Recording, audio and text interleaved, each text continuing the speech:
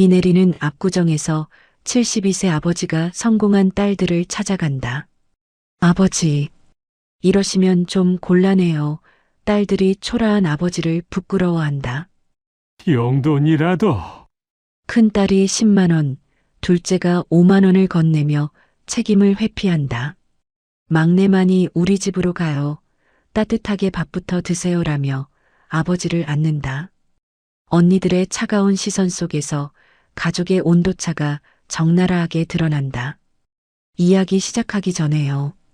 구독과 댓글로 함께 해주세요. 여러분의 작은 응원이 다음 이야기를 이어줘요. 서울 구로의 오래된 고시원.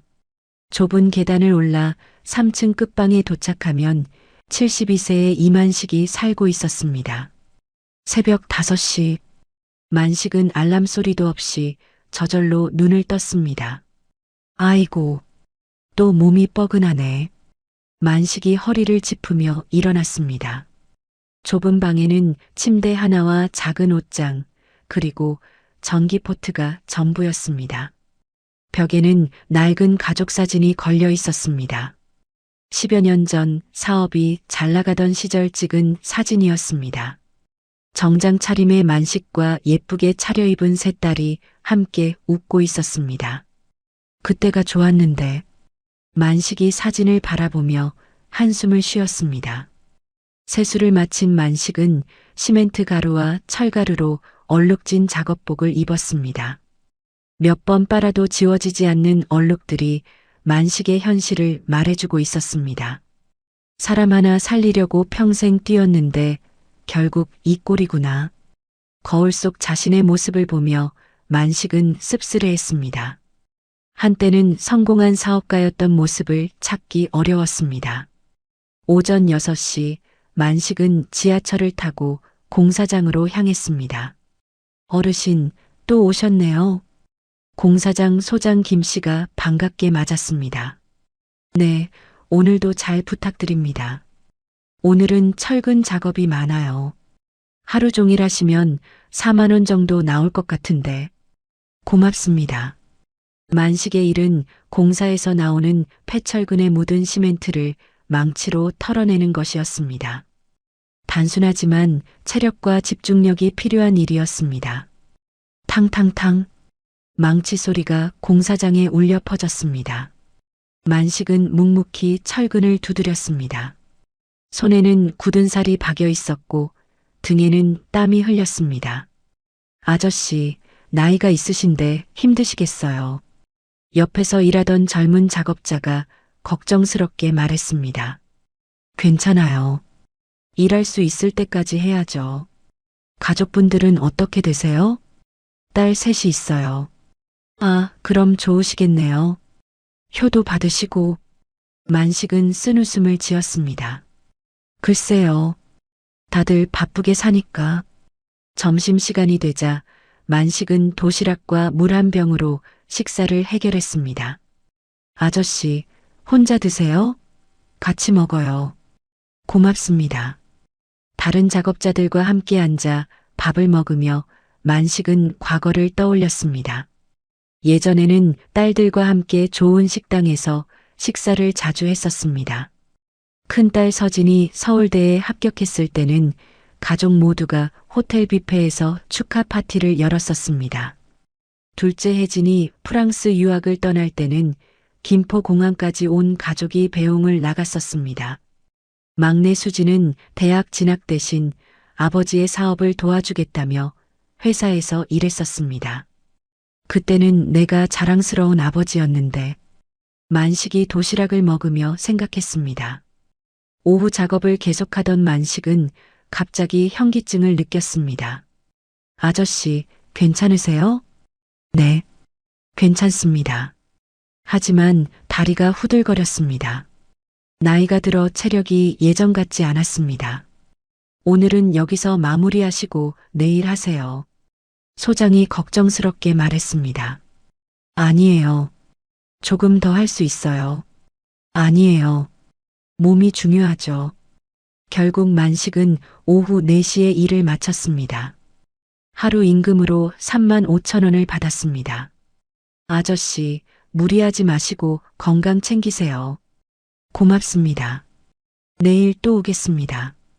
지하철을 타고 집으로 돌아가는 길, 만식은 창밖을 바라봤습니다. 압구정동을 지날 때마다 큰딸 서진이 사는 아파트가 보였습니다. 서진이는 잘 지내고 있을까? 서진은 대기업 과장으로 승진해서 좋은 아파트에서 살고 있었습니다. 결혼은 아직 하지 않았지만 성공한 커리어 우먼이었습니다. 둘째 혜진은 프랑스 유학을 마치고 패션회사 본부장이 되어 강남에서 일했습니다. 역시 결혼하지 않고 일에 전념하고 있었습니다. 막내 수지는 아버지가 사업을 잃은 후에도 여러 아르바이트를 하며 생활했습니다. 셋 중에서는 가장 어려운 상황이었습니다.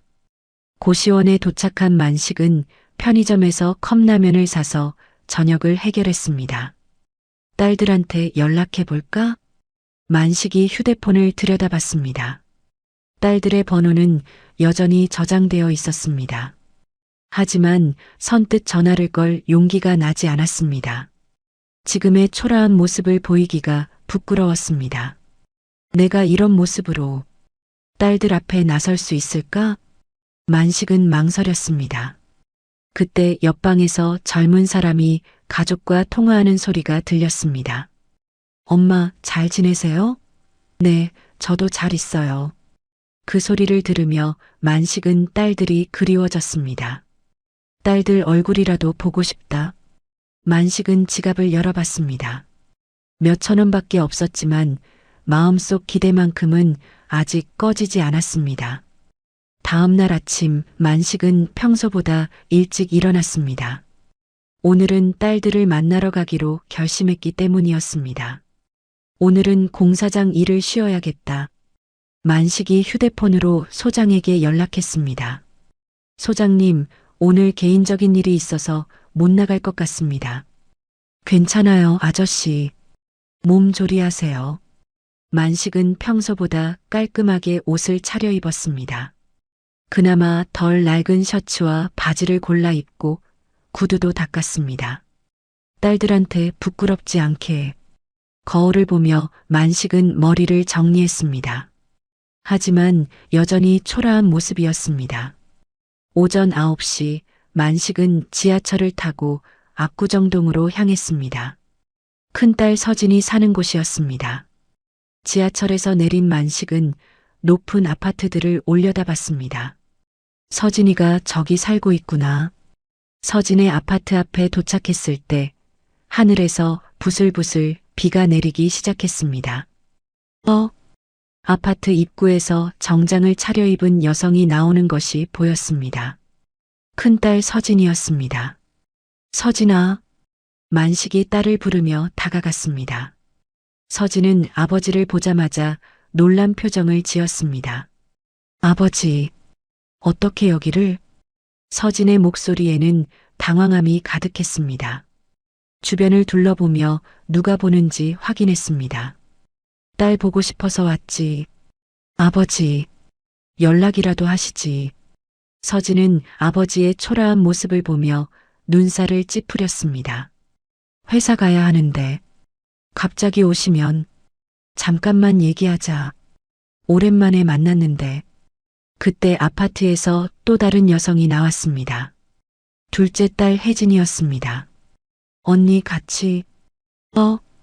혜진도 아버지를 보고 멈춰섰습니다. 아버지, 왜 여기 계세요? 혜진의 반응도 서진과 별반 다르지 않았습니다. 놀람과 당황이 섞인 표정이었습니다. 혜진아, 너도 여기 사니? 언니 집에 잠깐 머물고 있어요. 비가 점점 굵어지기 시작했습니다. 만식은 우산도 없이 서 있었습니다. 아버지, 이러시면 좀 곤란해요. 혜진이 조심스럽게 말했습니다. 곤란하다고? 사람들이 보잖아요. 아버지가 이런 모습으로. 서진도 고개를 끄덕였습니다. 맞아요. 아버지, 연락하시고 오셨으면. 만식의 가슴이 찔렸습니다. 딸들이 자신을 부끄러워하고 있다는 것을 느꼈습니다. 미안하다. 갑자기 와서 아니에요, 아버지. 그런 뜻이 아니라 서진이 말을 얼버무렸습니다. 그럼 우리 커피라도 한잔 하자. 만식이 제안했습니다. 서진과 혜진이 서로 눈짓을 주고받았습니다. 아버지, 저희 오늘 일정이 조금만 시간 내줄 수 없을까? 만식의 간절한 표정에 딸들이 마음이 움직였습니다. 그럼 잠깐만요. 서진이 마지못해 동의했습니다. 세 사람은 근처 카페로 갔습니다. 만식은 가장 싼 아메리카노를 주문했고 딸들은 비싼 음료를 시켰습니다. 아버지, 요즘 어떻게 지내세요? 혜진이 물었습니다. 그냥 일하면서 지내지. 무슨 일 하세요? 건설 현장에서 자비를. 서진과 혜진의 표정이 어두워졌습니다. 아버지, 나이가 있으신데 그런 일을. 할 수 있는 일이 그것뿐이야. 카페 안이 조용해졌습니다. 아버지, 돈 필요하시면 말씀하시지. 서진이 지갑에서 10만 원을 꺼냈습니다. 급하게 뭐 필요하면 이거라도 쓰세요. 혜진도 5만 원을 꺼내 테이블에 놓았습니다. 저도 이 정도밖에 안 되지만 만식은 그 돈을 바라보며 복잡한 심경이었습니다. 딸들의 마음은 고마웠지만 동시에 서글픔도 느꼈습니다. 돈은 됐다. 그냥 너희들 얼굴 보고 싶어서. 아버지, 그때 서진의 휴대폰이 울렸습니다. 회사에서 회의가 있어서. 나도 오후에 중요한 약속이. 혜진도 시계를 확인했습니다. 아버지, 다음에 시간 맞춰서 천천히 만나요. 그래. 바쁠 텐데 붙잡고 있었네. 만식이 일어서려 할 때 서진이 말했습니다. 아버지, 그런데 막내는 어떻게 지내요? 수진이? 네, 요즘 연락이 안 돼서. 수진이는 힘들게 지내고 있어. 역시 우리가 도와야 하는데. 혜진이 걱정스럽게 말했습니다. 그때 만식의 휴대폰이 울렸습니다. 막내 수진에게서 온 전화였습니다. 수진아? 아버지, 지금 어디 계세요? 수진의 목소리가 급했습니다. 압구정에 있는데. 언니들하고 계세요? 제가 갈게요. 갑자기 왜? 아버지 걱정돼서. 금방 갈게요. 전화가 끊어진 후 서진과 혜진이 서로를 바라봤습니다. 막내가 온다네. 우리 시간이. 30분 후 수진이 헐레벌떡 뛰어왔습니다. 아버지, 수진이 만식을 끌어안았습니다. 연락도 없이 왜 이렇게 비 맞고 있어요? 수진의 포옹을 지켜보는 서진과 혜진의 표정은 복잡했습니다. 카페 안이 갑자기 조용해졌습니다. 수진이 아버지를 끌어안는 모습을 보며 서진과 혜진은 어색한 표정을 지었습니다. 막내야, 갑자기 뭐야? 서진이 당황하며 말했습니다. 수진은 아버지에게서 떨어지지 않았습니다. 아버지, 왜 연락 안 하시고 혼자 오셨어요? 얼마나 걱정했는데. 미안하다. 그냥 너희들 보고 싶어서. 만식이 수진의 머리를 쓰다듬었습니다. 아버지 옷이 다 젖었네요. 감기 걸리시겠어요. 수진이 아버지의 젖은 옷을 보며 걱정했습니다. 괜찮아, 괜찮아. 괜찮을 리가 있어요. 나이가 몇 살인데. 그때 서진이 시계를 보며 말했습니다. 막내야, 아버지 모시려면 돈도 들어. 너 감당할 수 있어? 무슨 말이에요? 맞아, 우리도 바쁘다고. 혜진도 거들었습니다. 아버지 상황이 이런데 누군가는 책임져야 하잖아. 수진이 언니들을 바라봤습니다. 그럼 언니들은 뭘 하고 있었어요? 우리도 우리 일이. 아버지가 이렇게 힘들게 지내시는 동안 언니들은 뭘 했냐고요? 수진의 목소리가 높아졌습니다. 막내야, 목소리 낮춰. 서진이 주변을 신경 쓰며 말했습니다. 사람들 다 쳐다보잖아. 만식은 딸들 사이의 분위기가 험악해지는 것을 막으려 했습니다. 그만해. 다들 그만해. 아버지는 말씀 마세요. 수진이 아버지를 바라봤습니다. 언니들이 아버지를 어떻게 생각하는지 이제야 알겠어요. 막내야, 오해하지 마. 혜진이 변명했습니다. 우리도 아버지 걱정되지만 현실적으로 뭐요? 아버지 돌보는 게 쉬운 일이 아니라는 거야. 서진이 솔직하게 말했습니다. 그래서 돈으로 해결하려고 하는 거네요. 수진이 테이블 위에 돈을 바라봤습니다. 이게 지금 언니들이 할 수 있는 최선이에요? 막내야, 아버지는 용돈이 필요한 게 아니에요. 가족이 필요한 거라고요. 수진의 말에 서진과 혜진이 할 말을 잃었습니다. 만식의 마음속에 딸들의 속내가 조금씩 보이기 시작했습니다. 큰딸과 둘째는 자신을 부담스러워하고 있었습니다. 아버지, 수진이 만식의 팔을 잡았습니다. 우리 집으로 가요. 씻고 따뜻하게 밥부터 드세요. 막내야, 잠깐. 서진이 수진을 불렀습니다. 내 집도 좁잖아. 아버지 모실 형편이 되냐? 그게 뭐 어때서요? 현실을 봐야지. 내가 감당할 수 있겠어? 혜진도 거들었습니다. 맞아. 아버지 몸도 안 좋으신 것 같은데. 혼자서 어떻게. 그럼 언니들이 도와주면 되잖아요. 우리도 바빠서.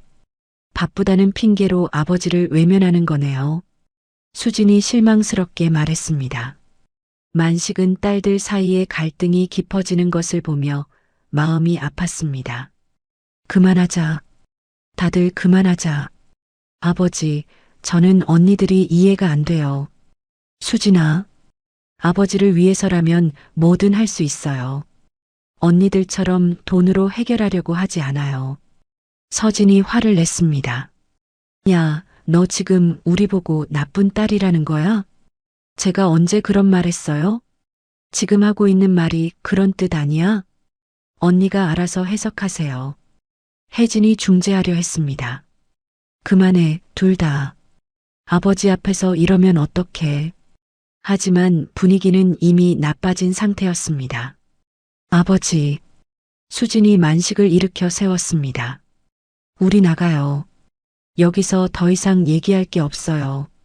막내야, 오해하지 마. 서진이 말했습니다. 우리도 아버지 걱정되는 건 마찬가지야. 그럼 왜 이런 식으로 대해요? 우리도 힘들다고. 혜진의 목소리가 떨렸습니다. 아버지 모시고 싶어도 현실적으로 어려워. 수진이 언니들을 바라봤습니다. 그럼 저라도 아버지를 모셔야죠. 내가 감당할 수 있겠어? 모르겠어요. 하지만 해봐야죠. 만식은 막내의 마음이 고마웠지만 동시에 걱정도 되었습니다. 수진아, 너한테 짐만 되는 거 아닐까? 아버지, 그런 말씀하지 마세요. 하지만 아버지는 제게 짐이 아니에요. 소중한 가족이에요. 수진의 말에 서진과 혜진이 고개를 숙였습니다. 그럼 아버지 모시고 가겠어요. 수진이 아버지의 팔을 부축했습니다. 막내야. 서진이 불렀지만 수진은 돌아보지 않았습니다. 언니들도 시간 나면 아버지 보러 와요. 수진아. 하지만 돈은 가져가지 마세요. 저희는 그런 거 필요 없어요. 수진이 테이블 위에 돈을 그대로 두고 아버지와 함께 카페를 나섰습니다. 남겨진 서진과 혜진은 어색한 침묵 속에 앉아 있었습니다. 수진의 좁은 원룸.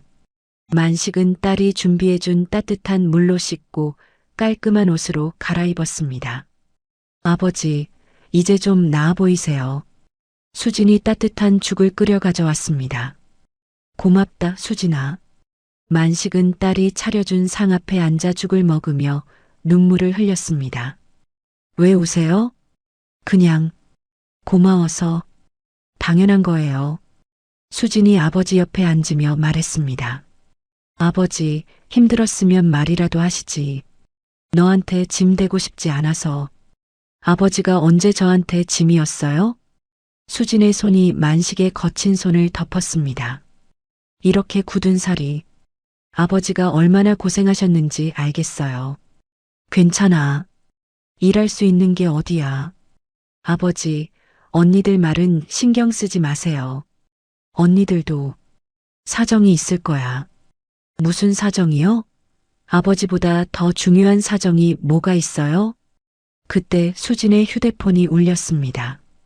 큰언니 서진에게서 온 전화였습니다. 막내야, 지금 아버지 너네 집에 계시지? 네, 왜요? 솔직히 말해. 아버지 모시기에는 너 집도 좁고 내 형편도 어렵잖아. 서진의 목소리에 짜증이 섞여 있었습니다. 그래서요? 그리고 병원에 계셨던 거 왜 우리한텐 숨긴 거야? 수진이 깜짝 놀랐습니다. 병원이요? 무슨 병원? 아버지가 안 말씀하셨어? 심장 쪽으로. 만식이 수진의 표정을 보며 당황했습니다. 아버지가 병원에 계셨다고요? 수진이 아버지를 바라봤습니다. 아버지, 정말이에요? 만식이 고개를 숙였습니다. 그게 전화 너머로 서진의 목소리가 계속 들렸습니다.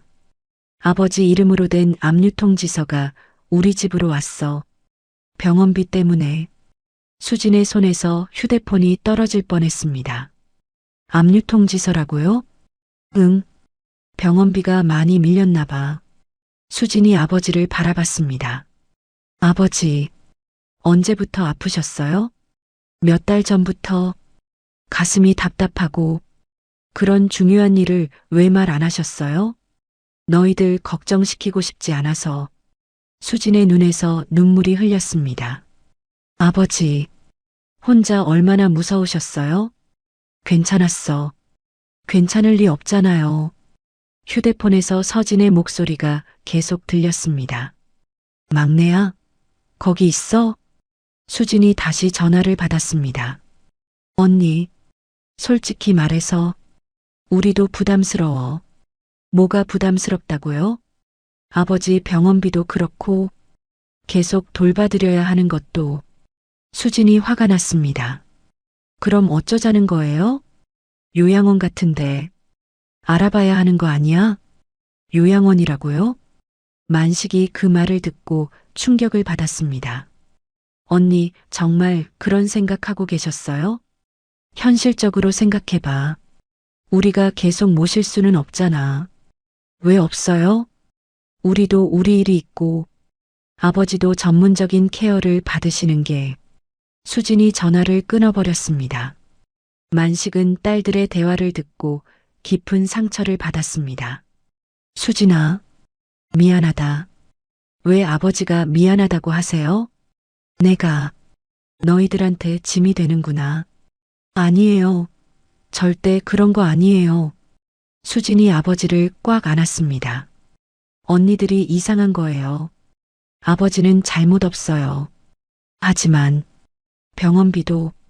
병원비는 제가 어떻게든 해결할게요.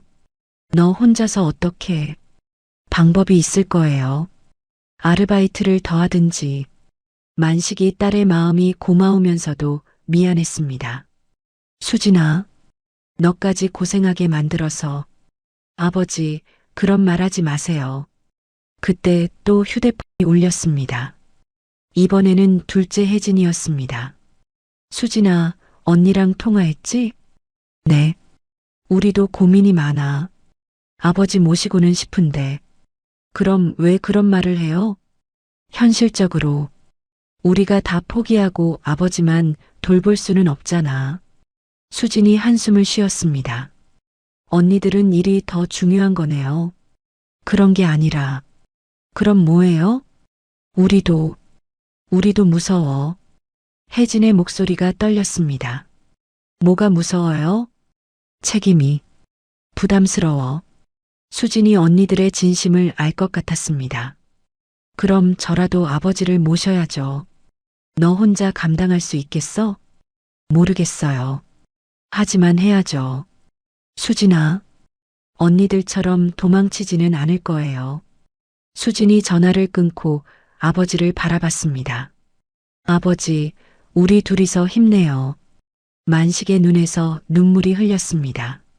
며칠 후, 세 딸은 아버지의 병원비 문제로 다시 모였습니다. 수진의 원룸에서 만난 자리였는데 분위기는 무거웠습니다. 아버지 병원비가 얼마나 밀렸는지 확인해 봤어. 서진이 서류를 꺼내며 말했습니다. 200만 원 정도. 생각보다 많네. 혜진이 한숨을 쉬었습니다. 그 정도면 우리가 나눠서 낼 수 있어. 수진이 말했습니다. 문제는 앞으로야. 계속 치료받으셔야 하는데. 그때 만식이 화장실에서 나오며 딸들의 대화를 들었습니다. 너희들 내 얘기하고 있구나. 아버지, 앉으세요. 수진이 아버지를 부축했습니다. 아버지, 솔직히 말씀해 주세요. 서진이 진지하게 말했습니다. 병원에서 뭐라고 했어요? 만식이 망설이다가 입을 열었습니다. 심장이 많이 안 좋대. 얼마나 안 좋은데요? 수술을 해야 한다고. 딸들의 얼굴이 하얀해졌습니다. 수술비는 얼마나 들어요? 1,000만 원 정도. 1,000만 원이요? 서진이 놀랐습니다. 그런 큰 수술을 왜 혼자 고민하셨어요? 수진이 울먹였습니다. 너희들한테 부담 주기 싫어서. 아버지, 그때 갑자기 구청 직원이 찾아왔습니다. 이만식 씨 계십니까? 네, 저인데요. 가족관계 등록부 정정건으로 왔습니다. 직원이 서류를 펼쳤습니다. 무슨 일인가요? 서진이 물었습니다. 이만식 씨 따님들 중에서 친자 관계에 문제가 있다는 신고가 들어왔습니다. 순간 방안이 조용해졌습니다. 친자 관계요? 혜진이 당황해서 물었습니다. 네, 정확한 확인이 필요해서 왔습니다. 무슨 소리예요? 수진이 떨리는 목소리로 말했습니다. 직원이 서류를 보며 설명했습니다. 이만식 씨 가족관계 등록부상 따님 중 한 분은 친자가 아닐 가능성이 있습니다. 세 딸의 얼굴이 얼어붙었습니다. 누가 그런 신고를 한 거예요? 서진이 물었습니다. 익명 신고라서 확인이 어렵네요. 만식이 갑자기 주저앉았습니다. 아버지, 수진이 아버지를 부축했습니다. 괜찮으세요? 미안하다. 너희들한테. 만식의 목소리가 떨렸습니다.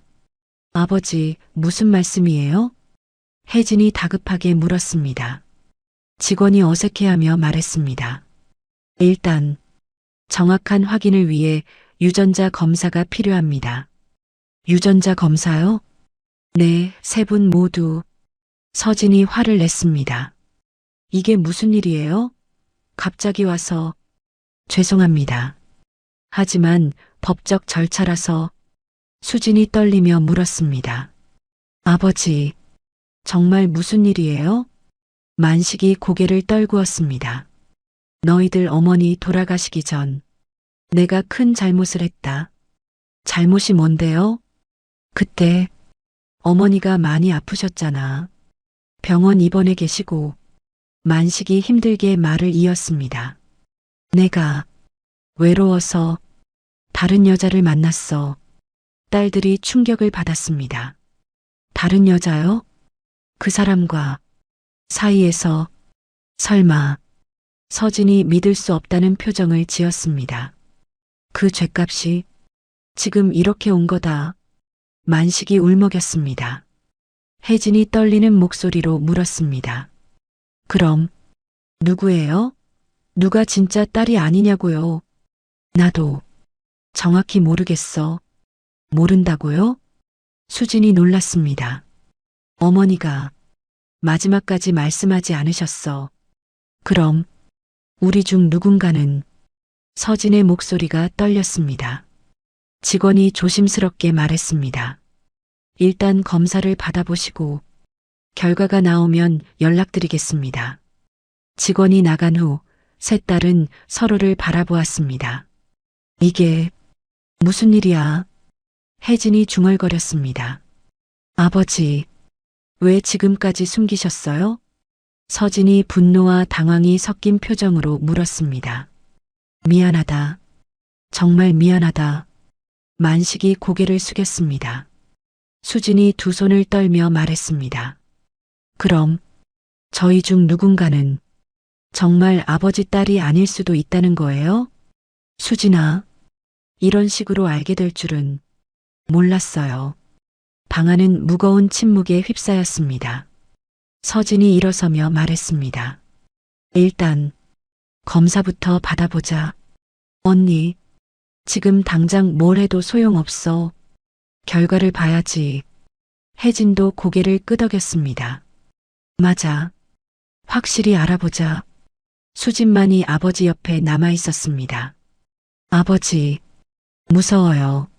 나도 무서워. 만식이 딸의 손을 잡았습니다. 하지만 진실은 밝혀져야 해.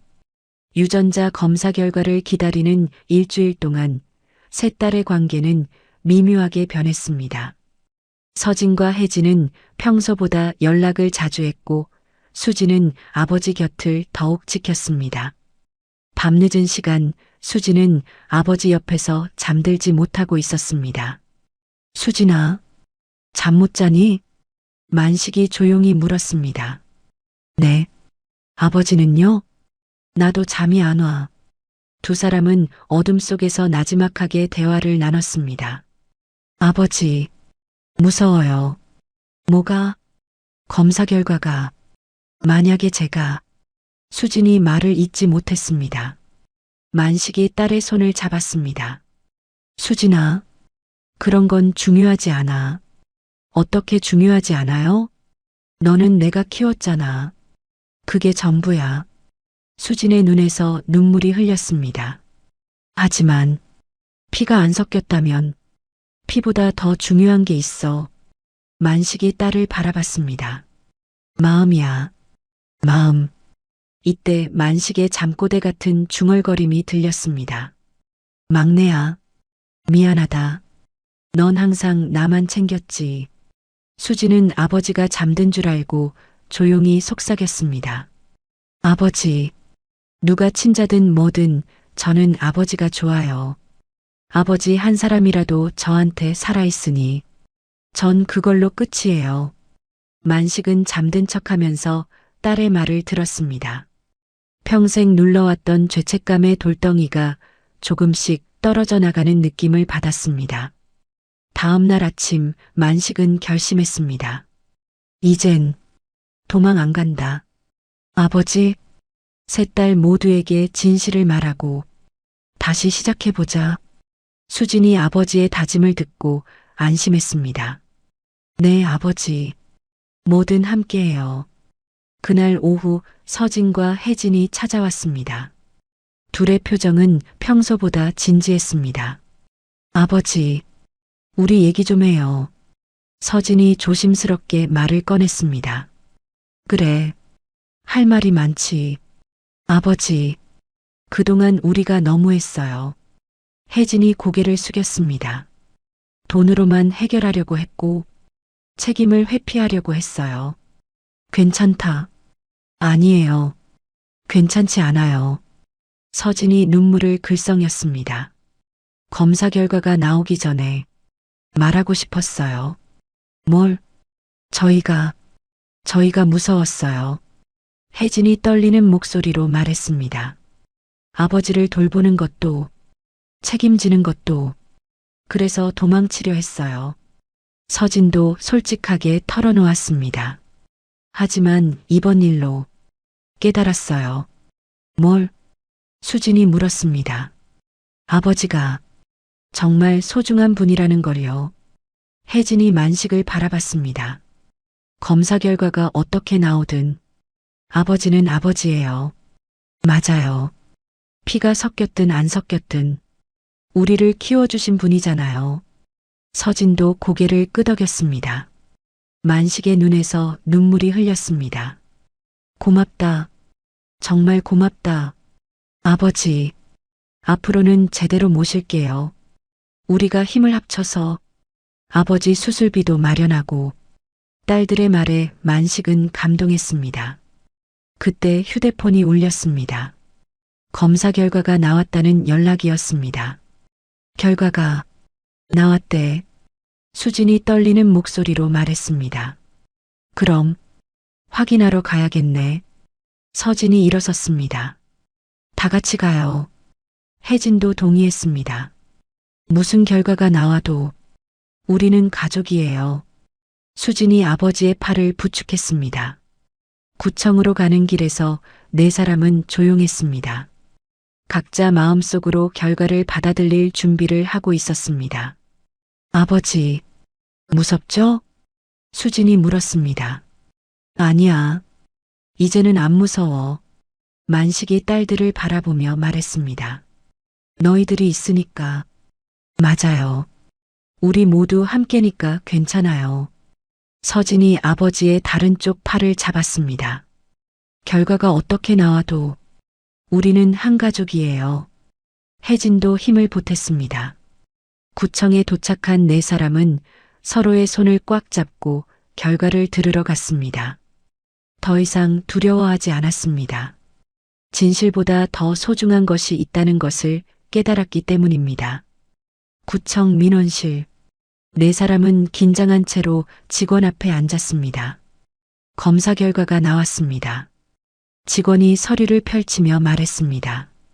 어떻게 나왔나요? 서진이 떨리는 목소리로 물었습니다. 이만식 씨와 큰딸 이서진 씨는 친자 관계가 확인됩니다. 서진이 안도의 한숨을 쉬었습니다. 둘째 이혜진 씨도 친자 관계가 확인됩니다. 혜진도 긴장이 풀렸습니다. 그럼 막내는? 수진이 목소리가 떨렸습니다. 직원이 잠시 망설이다가 말했습니다. 막내 이수진 씨는 친자 관계가 확인되지 않습니다. 순간 방안이 조용해졌습니다. 수진의 얼굴이 창백해졌습니다. 그럼 저는 죄송합니다. 유전자가 일치하지 않습니다. 만식이 수진을 바라보며 눈물을 흘렸습니다. 수진아, 미안하다. 아버지. 수진이 그 자리에 주저앉았습니다. 서진과 혜진은 어떻게 반응해야 할지 몰랐습니다. 그럼 수진이는 우리 진짜 동생이 아니었구나. 혜진이 중얼거렸습니다. 그때 수진이 갑자기 일어서서 언니들을 향해 소리쳤습니다. 도대체 그게 지금 중요해?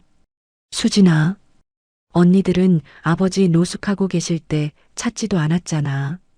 수진의 목소리가 떨렸습니다. 비 맞고 쓰러질 때도, 그때도 외면했잖아. 막내야, 우리가 뭐라고 했는지 기억해? 돈으로 해결하려고 했잖아. 수진이 언니들을 향해 분노를 쏟아냈습니다. 서진이 당황해서 뒤로 물러섰습니다. 수진아, 우리도 사정이. 무슨 사정? 아버지보다 더 중요한 사정이 뭐가 있어요? 그건 혜진이 울먹이며 말했습니다. 우린 그냥 겁이 났어. 뭐가 무서웠어요? 책임질까봐. 부담스러워서. 그래서 도망쳤구나. 수진이 실망스럽게 말했습니다. 혈연 관계 확인되니까 이제 와서 가족 행세하려고? 그런 게 아니야. 서진이 변명했습니다. 정말 반성하고 있어. 반성이라고요? 수진이 비웃었습니다. 지금까지 아버지 혼자 고생하실 때는 어디 있었어요? 만식이 딸들 사이의 갈등을 막으려 했습니다. 그만해. 다들 그만해. 아버지는 말씀하지 마세요. 수진이 아버지를 바라봤습니다. 아버지가 누구 아버지인지는 중요하지 않아요.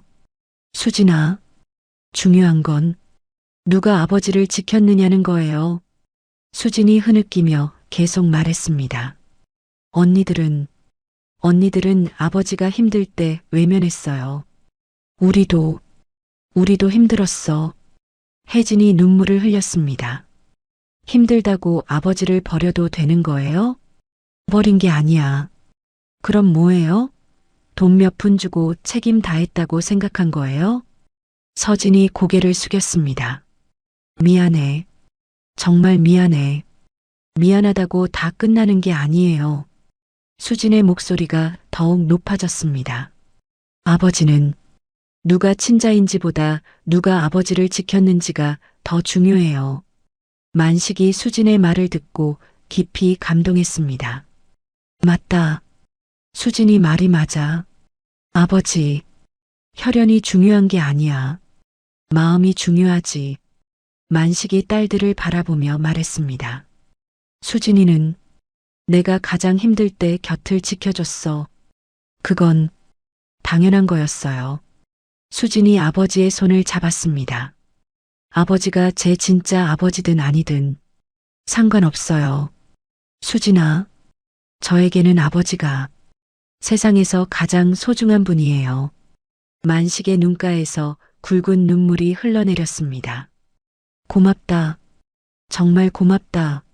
서진과 혜진도 울기 시작했습니다. 우리가 정말 잘못했어. 수진아, 미안해.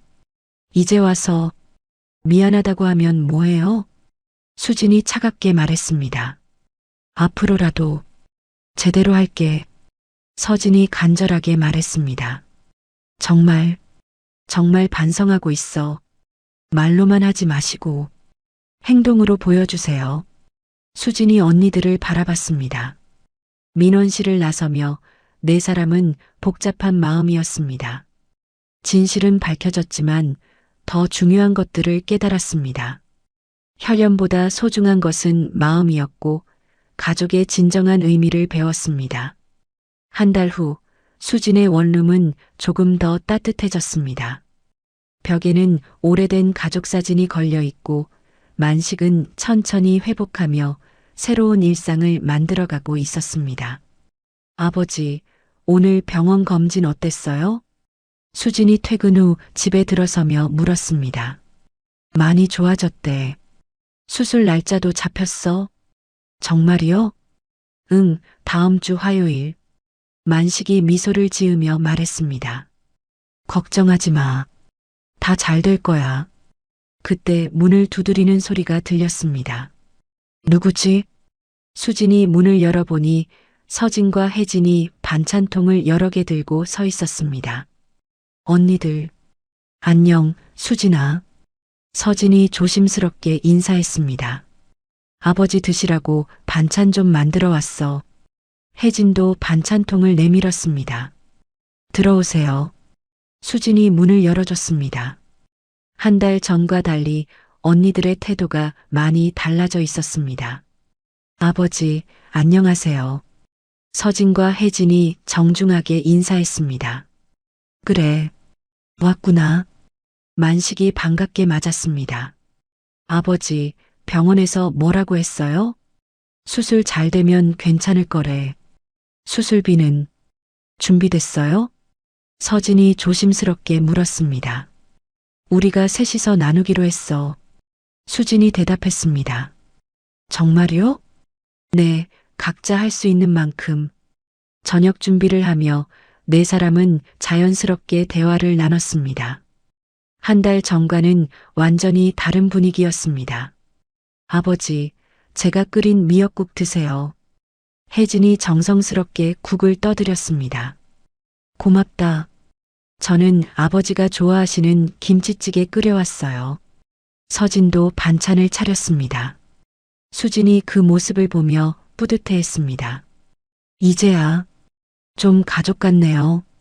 수진아, 그동안 미안했어. 서진이 진심으로 사과했습니다.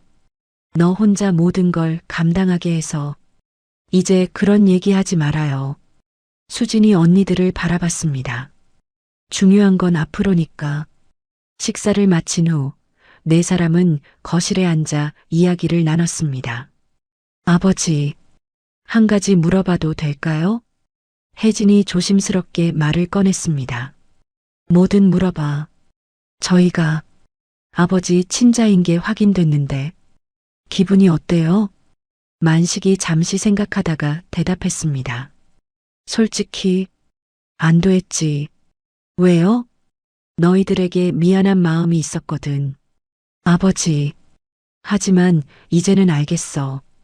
혈연이 중요한 게 아니라는 걸. 만식이 수진을 바라봤습니다. 수진이가 가르쳐 줬어. 제가 뭘. 진짜 가족은 피로 맺어지는 게 아니라 마음으로 맺어지는 거라는 걸. 아버지. 수진의 눈에서 눈물이 흘렸습니다. 서진이 말했습니다. 아버지 말씀이 맞아요. 우리도 이제야 깨달았어요. 수진이가 진짜 딸이었어. 혜진도 고개를 끄덕였습니다. 혈연보다 마음이 더 중요한 거였구나. 만식이 새 딸을 바라보며 말했습니다. 세상에서 가장 무거운 게 부모 마음이다. 네, 아버지. 하지만 가장 가벼운 것도 자식 마음이지. 딸들이 아버지의 말을 새겨들었습니다. 앞으로는 무겁게 살지 말고 가볍게 살자. 무슨 뜻이에요? 서로를 부담스러워하지 말고 진심으로 사랑하자는 뜻이야. 수진이 아버지의 손을 잡았습니다. 아버지, 괜찮아요. 우리 이제부터 다시 시작하면 돼요. 맞아요. 과거는 과거고. 서진도 동의했습니다. 우리 앞으로 잘하면 되는 거죠. 혜진도 힘을 보탰습니다. 만식은 딸들을 바라보며 흐뭇해했습니다. 친자든 아니든 나한텐 너희 셋 모두가 내 딸이다. 아버지, 고맙다. 정말 고맙다. 만식의 목소리가 떨렸습니다. 아버지도 고마워요. 우리를 이렇게 키워주셔서. 수진이 아버지를 안았습니다. 서진과 혜진도 함께 아버지를 끌어안았습니다. 창밖에는 봄비가 내리고 있었습니다. 하지만 이번에는 차갑지 않았습니다. 네 사람의 마음을 적시는 따뜻한 비였습니다. 일주일 후 만식의 수술은 성공적으로 끝났습니다. 아버지, 어떻게 느끼세요? 수진이 병실에서 물었습니다. 몸이 가벼워진 것 같아. 정말 다행이에요. 서진과 혜진도 병문안을 왔습니다. 아버지, 회복하시면 저희 집에서 지내세요. 고맙지만 수진이랑 지내는 게 좋겠어. 왜요? 수진이가 나를 가장 잘 알거든. 만식이 막내딸을 바라봤습니다. 하지만 언니들도 자주 와줘야 해. 당연하죠. 서진과 혜진이 동시에 대답했습니다. 한 달 후 만식은 완전히 회복했습니다. 네 사람은 함께 식사하며 평범하지만 행복한 일상을 보내고 있었습니다. 피보다 진한 건 결국 마음이었구나. 만식이 딸들을 바라보며 중얼거렸습니다. 진정한 가족의 의미를 깨달은 네 사람의 새로운 시작이었습니다. 귀한 시간 내어 이 영상을 함께 해주셔서 진심으로 감사합니다.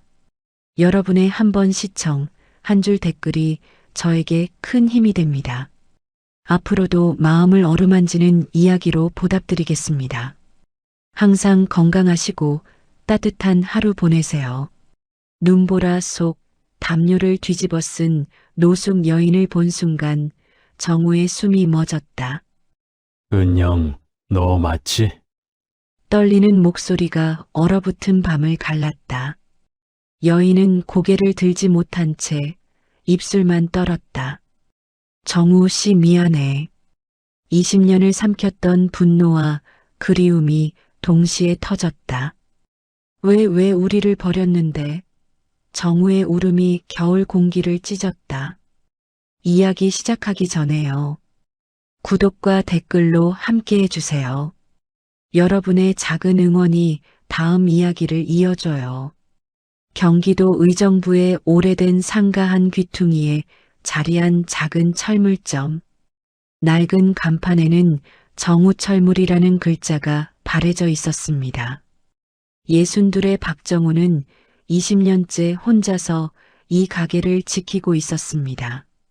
아침 8시 정우는 어김없이 철물점 셀터를 올렸습니다.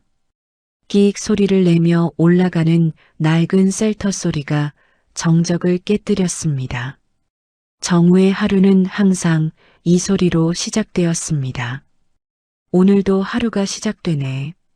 정우가 혼잣말을 하며 가게 안을 정리했습니다. 선반에는 각종 나사와 볼트, 철물들이 크기별로 가지런히 정리되어 있었습니다. 정우는 말수가 적고 책임감이 강한 성격이라 20년 동안 가게를 깔끔하게 관리해 왔습니다. 하지만 손님이 없는 시간에는 텅 빈 가게에서 혼자만의 시간과 싸워야 했습니다. 박 사장님, 오늘도 일찍 여셨네요. 옆 가게 김 사장이 인사를 했습니다. 네, 안녕하세요. 오늘도 좋은 하루 되세요. 정우는 간단하게 인사를 나누고 다시 자신만의 세계로 돌아갔습니다. 20년 전부터 이런 식이었습니다. 사람들과 깊은 이야기를 나누는 것을 의도적으로 피했습니다. 오전 9시 반, 첫 손님이 들어왔습니다. 화장실 수리에 필요한 부품을 찾는 50대 아주머니였습니다. 사장님, 이런 거 있나요? 아주머니가 부러진 수전 부품을 보여줬습니다. 네, 잠시만요. 이거 말씀이죠? 정우가 선반에서 맞는 부품을 신속하게 찾아 건넸습니다. 아, 맞아요.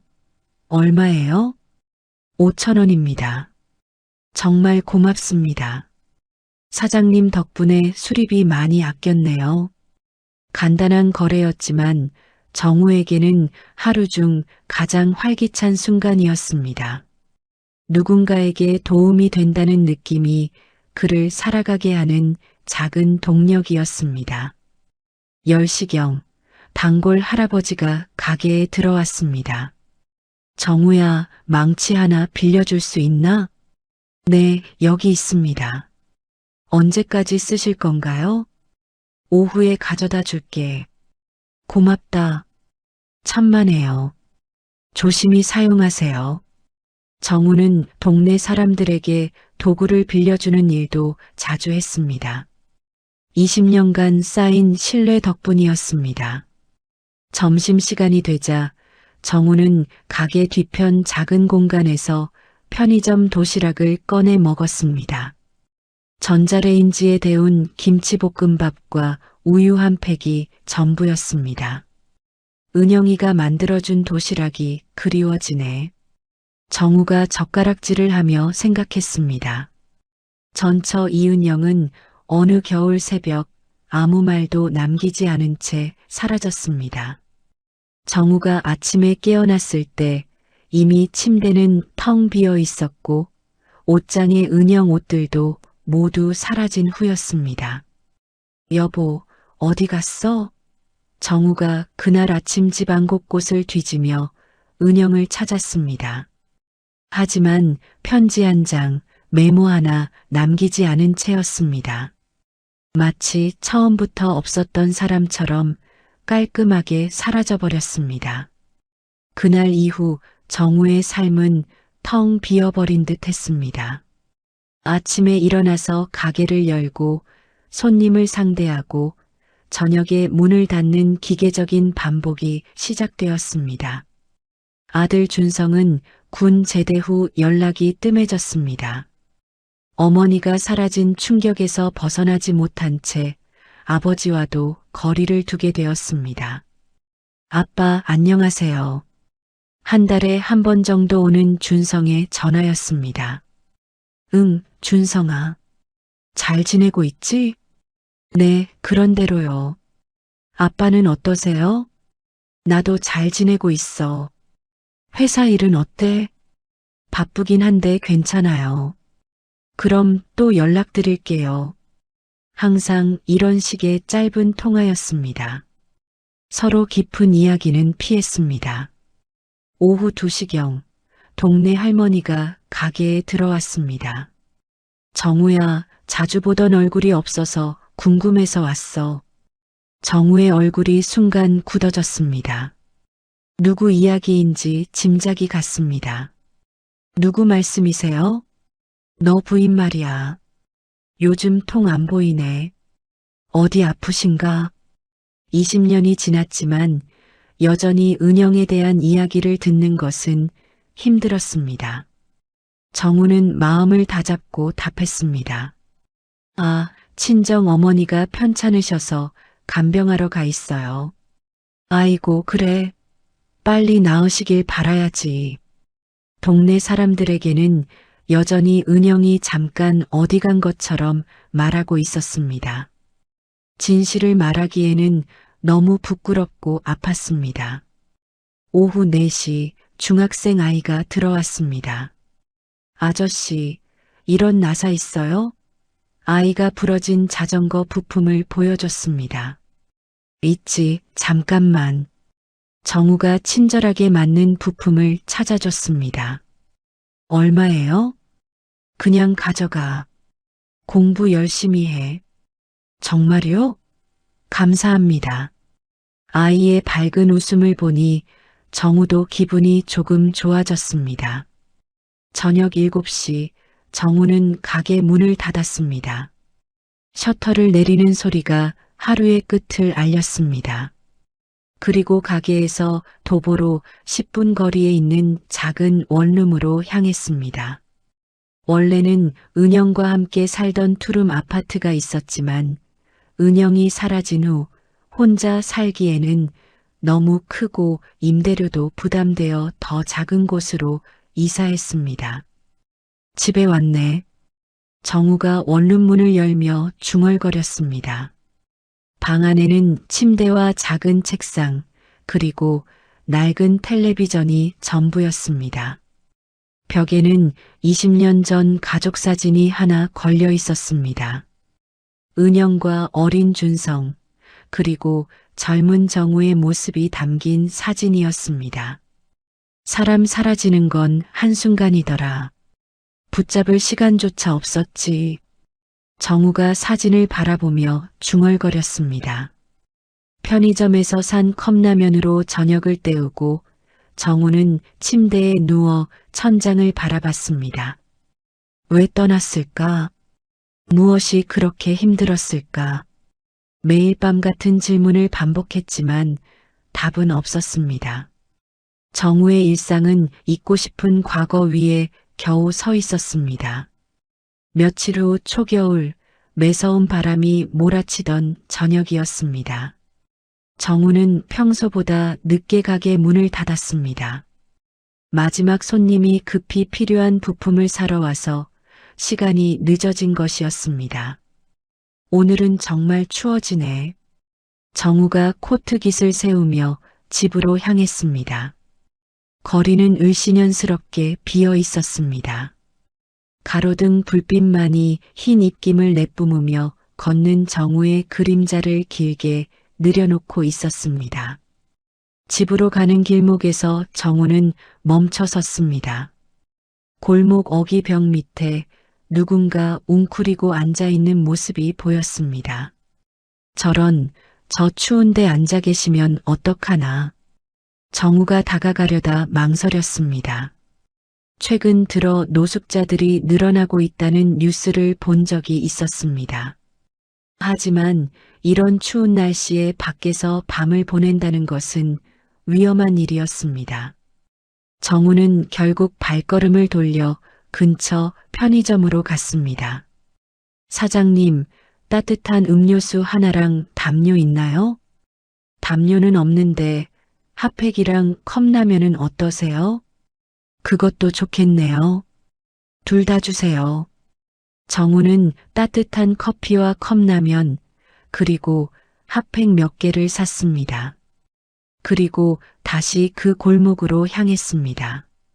가까이 다가가자 웅크리고 있던 사람이 노숙 여성이라는 것을 알 수 있었습니다. 얼굴은 상처투성이었고 머리는 헝클어져 있었습니다. 낡은 옷 위에 얇은 외투를 걸친 것이 전부였습니다. 저기, 정우가 조심스럽게 말을 걸었습니다. 여성은 깜짝 놀라며 고개를 들었습니다.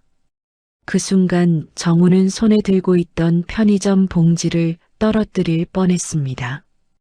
설마, 아니겠지. 정우가 속으로 중얼거렸습니다. 하지만 그 눈매, 그 얼굴 윤곽이 너무도 익숙했습니다. 20년이라는 세월이 흘렀지만 완전히 잊을 수는 없는 모습이었습니다. 여성은 정우를 올려다보며 떨리는 목소리로 말했습니다. 저기, 혹시 담요 한 번만 빌려주실 수 있어요? 20년 전 마지막으로 들었던 바로 그 음성이었습니다. 정우의 심장이 쿵 내려앉았습니다. 다리에서 힘이 빠지는 것을 느꼈습니다. 은영이, 맞니? 정우가 떨리는 목소리로 물었습니다. 여성의 얼굴이 창백해졌습니다. 눈빛 속에는 놀라움과 두려움, 그리고 수치심이 뒤섞여 있었습니다. 아, 아니에요. 저 잘못 보신 것 같은데요. 여성이 고개를 돌리며 일어나려 했습니다. 은영아, 나야. 정우야. 정우가 한 걸음 더 다가갔습니다. 여성이 더 이상 도망갈 수 없다는 것을 깨닫고 털썩 주저앉았습니다. 정우 씨. 여성이 작은 목소리로 인정했습니다. 정우의 눈앞이 하얘졌습니다. 20년간 궁금해했던 은영이 이런 모습으로 나타날 줄은 상상도 못했습니다. 20년 동안 어디 있었던 거야? 정우의 목소리가 떨렸습니다. 은영은 고개를 들지 못했습니다. 옷깃으로 얼굴을 가리려 했지만 소용없었습니다. 왜 떠난 건데? 정우가 무릎을 굽혀 은영과 같은 높이에서 말했습니다. 말하면 당신까지 다칠까봐 그랬어. 은영이 울먹이며 답했습니다. 무슨 소리야? 다치다니? 정우 씨, 제발 그냥 못 본 척 해줘요. 은영이 정우의 앞에서 일어나려 했지만 오랫동안 추위에 떨어서인지 다리에 힘이 없어 보였습니다. 정우는 들고 있던 커피를 은영에게 내밀었습니다. 일단 이것부터 마셔. 얼어 죽겠어. 아니에요. 괜찮아요. 괜찮긴 뭐가 괜찮아. 이 추운 데서 뭘 하고 있는 거야? 은영이 정우를 바라봤습니다. 20년 전보다 훨씬 늙어 보였지만 여전히 따뜻한 눈빛은 그대로였습니다. 정말 못 본 척 할 수 없어요? 은영이 간청하듯 말했습니다. 안 돼.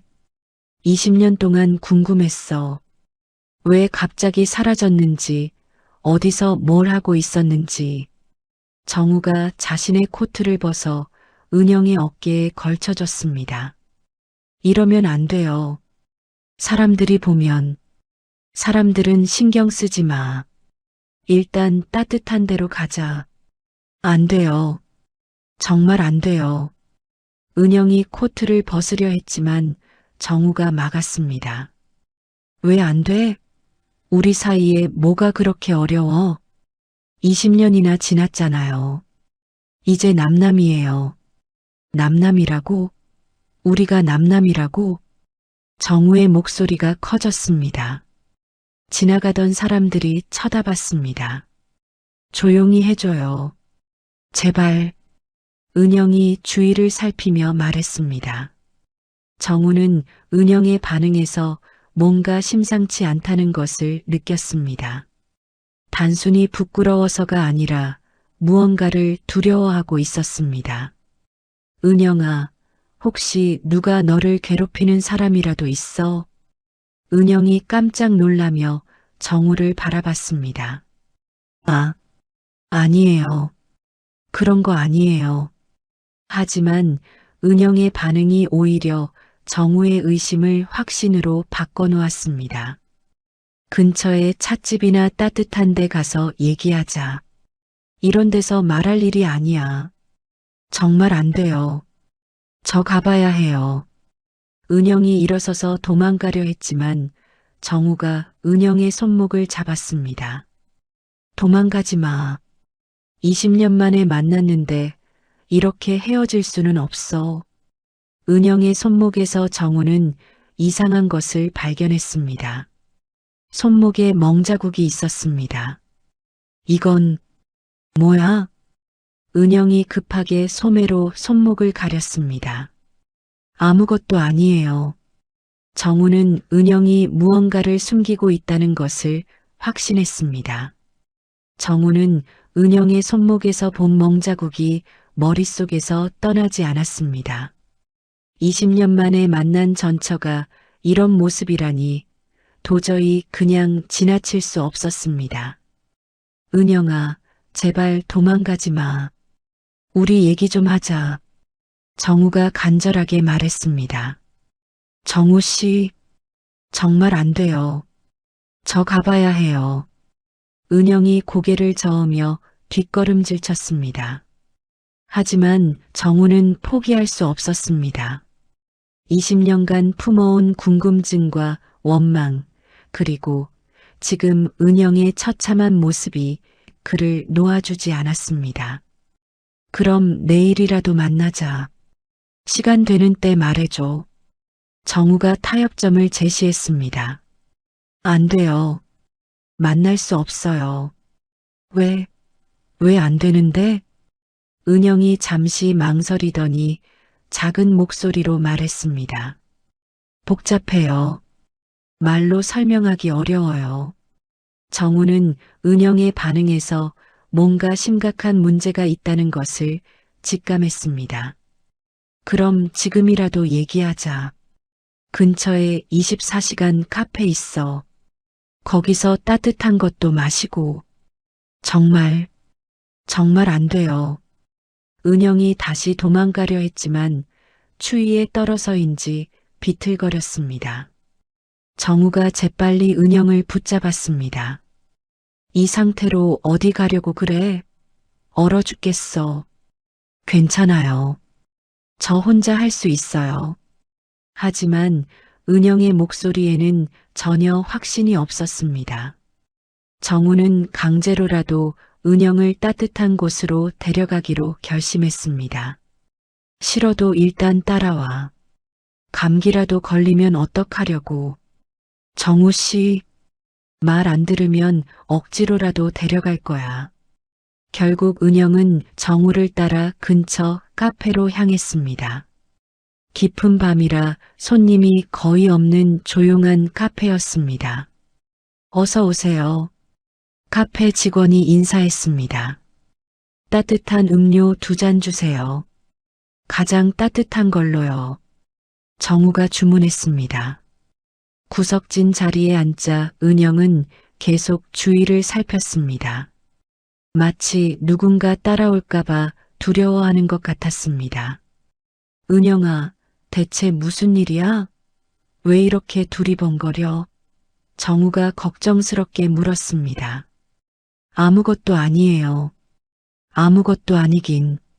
손목에 멍은 뭐고 이렇게 길거리에서 떨고 있는 건 또 뭐야? 은영이 고개를 숙였습니다. 한참이 지나서야 입을 열었습니다. 정우 씨, 혹시 은영이 누구인지 확인하고 싶지 않으셨어요? 무슨 소리야? 너 은영 맞잖아. 아니에요. 저 이제 은영이 아니에요. 정우는 은영의 말을 이해할 수 없었습니다. 무슨 말인지 모르겠어. 똑똑히 말해줘. 은영이 커피잔을 양손으로 감싸며 말했습니다. 20년 전 제가 떠난 이유, 정말 알고 싶으세요? 당연하지. 20년 동안 그것만 궁금했어. 알게 되면 후회할지도 몰라요. 정우는 은영의 진지한 표정을 보며 가슴이 두근거렸습니다. 뭔가 중대한 이야기가 나올 것 같았습니다. 후회든 뭐든 듣고 싶어? 말해줘. 은영이 깊은 숨을 쉬더니 천천히 입을 열었습니다. 그때 빚쟁이들이 집까지 찾아왔었어요. 빚쟁이? 네. 제가 친정 쪽 비포증을 섰었거든요. 정우 씨한테는 말하지 않고 정우의 얼굴이 굳어졌습니다. 얼마나 큰 빚이었는데 몇 천만 원. 당시로서는 감당하기 어려운 금액이었어요. 정우가 주먹을 꽉 쥐었습니다. 그래서 혼자 짊어지려고 떠난 거야? 빚쟁이들이 그랬어요. 제가 사라지면 당신이랑 준성이는 건드리지 않겠다고. 그깟 돈 때문에 가족을 버렸다고. 은영의 눈에 눈물이 맺혔습니다. 버린 게 아니라 지키려고 했어요.